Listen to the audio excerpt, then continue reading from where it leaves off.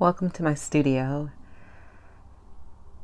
I have a huge basket of things that I have been wanting to make feel like more myself. And I have the skills to do that, but what stops me often is just fear.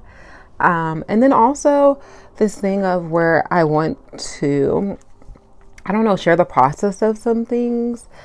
I don't know why, but I'm so curious about how other artists think, how other artists process, how other people think, and make connections. And I've been going through, I guess I'll call it a struggle of just not knowing where to begin. So I'm going to start where I'm at, and just like a realistic view of how things go for me. So I am blessed to have a space to work in, but I also currently have a lot of things, and not enough storage. So I use like the things that are out in plain sight, like my dress form, to hold things. So right now I'm just taking a few things off of my dress form so I can get started. And I am very precisely throwing them onto the floor. Okay, so now my dress form is ready. And I will come back in just a moment. So this is one of my favorite sweaters. Well, it was for a while. But lately I've been feeling like I want everything that I wear and I am to truly have a point of view. If something is a V-neck, I want it to be a deep V-neck. If something is a high neck, I want it to be a full like turtleneck or a mock neck. And so this is a V-neck, but I always feel just a bit stuffy now when I wear it. And so I was thinking I would like it better if it was a deep V-neck.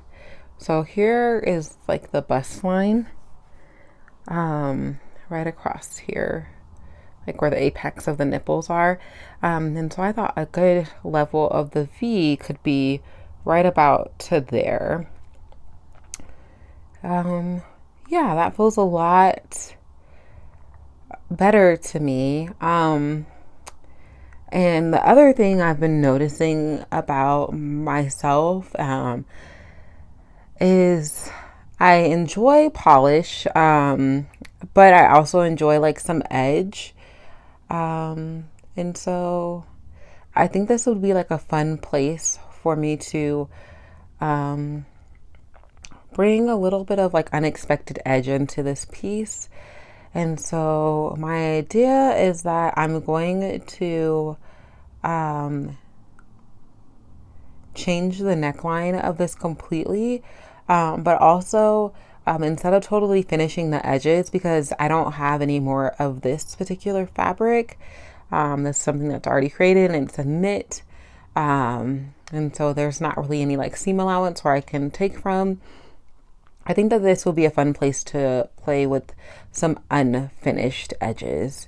That is also like something that I'm like learning about myself is I